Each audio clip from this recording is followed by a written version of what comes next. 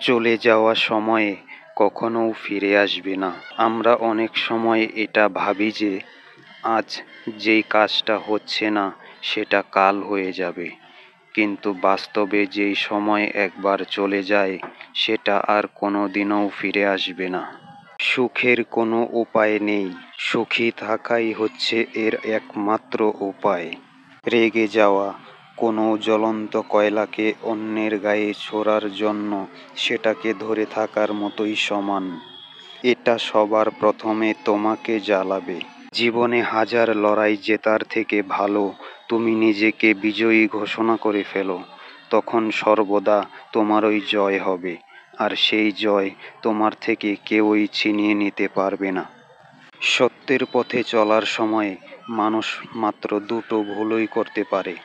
এক, সে হয়তো সেই পথকে পুরো শেষ করতে পারবে না, অথবা সে হয়তো সেই পথে যাওয়ার কোনো দিন চেষ্টাই করবে না। জীবনে যতই ভালো বই পড়ো কিংবা ভালো উপদেশ শোনো না কেন, যতক্ষণ না তুমি সেই সবের থেকে পাওয়া তথ্যগুলোকে নিজের জীবনে ব্যবহার না করছো, ততক্ষণ পর্যন্ত সেই সবের কোনো মূল্য নেই। রাগের বশে হাজারো শব্দকে খারাপভাবে বলার থেকে ভালো মৌনতা। এটা এমন একটা শব্দ যেটা জীবনে শান্তি নিয়ে আসে।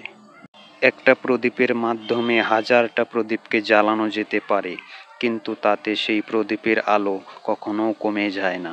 ঠিক সেভাবেই খুশিকে সবার মাঝে ছড়ানোর দ্বারা খুশি কখনোই কমে যায় না। তোমাকে তোমার রাগের জন্য শাস্তি দেওয়া হবে না, বরং তুমি তোমার রাগের দ্বারাই শাস্তি পাবে।